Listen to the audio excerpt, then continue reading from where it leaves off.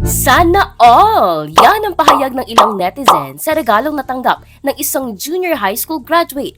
Ang estudyante kasi, imbis na medal ang nasa leeg, sangkatutak na pera ang nakasabit sa kanya. Yan ang nauuso ngayon sa social media na Money Garland graduation gift.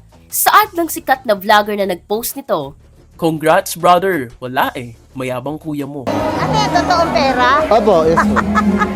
Para kanino? Regalo ko sa kapatid ko. Ilang ano yan? 1M. Talaga? Bakit saan ka nagtatrabaho? Kakaingit naman. bagamat marami ang napawaw sa post, marami rin ang bumatikas nito. Giit ng ilan, Pasikat naman yung mga yan. Bakit kailangan pang gawin ng ganyan? Para magyabang. Pwede naman ilagay sa sobre, wag na ipagmayabang. may ilan pang ikinumpara ito sa picture ng graduation ng anak ng former senator na si Manny Pacquiao. Saad sa post, anak siya ng bilyonaryo at graduate ng Brand International School. Niwalang Money Garland na ilang metro ang haba, bukay lamang ang binigay. Hindi rin ikinatuwa ng vlogger na si Dr. Richard Mata ang isang viral post ng isang tiyahin na nagbigay ng Money Garland sa graduation ng kanyang pamangkin na naglalaman ng 100,000. Anya, wala raw mali sa pagbibigay ng Money Garland pero hindi dapat sa loob ng school premises. Dagdag pa niya, Huwag na sana natin ito masyadong ipauso kasi ang ending nito paramihan na ng pera tapos yung iba wala. Parang huwag na lang magmarcha kung ganun. para sa iba, hindi naman daw masama ang pagbibigay nito lalo na't pinaghirapan naman ito ng mga bata.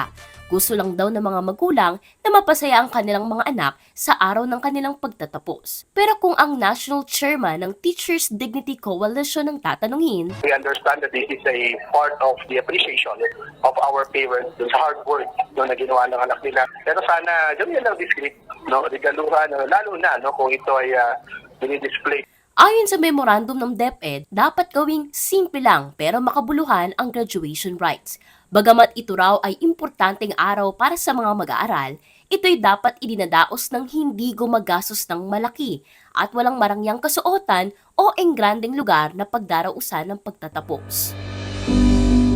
May honors man o wala, deserve ng mga estudyante ang pagtanggap ng pagkilala. Pero higit sa kinang ng pera at medalya, presensya at suporta ang kanilang kailangan para maramdaman ang tunay na pagpapahalaga sa kanilang pagsusumikap. Pagbati sa Class of 2024. Gusto mo pa ba ng mga video katulad nito? Mag-follow at mag-subscribe lang sa social media pages ng News 5. Ako si Nicole Chotico, News 5 Digital.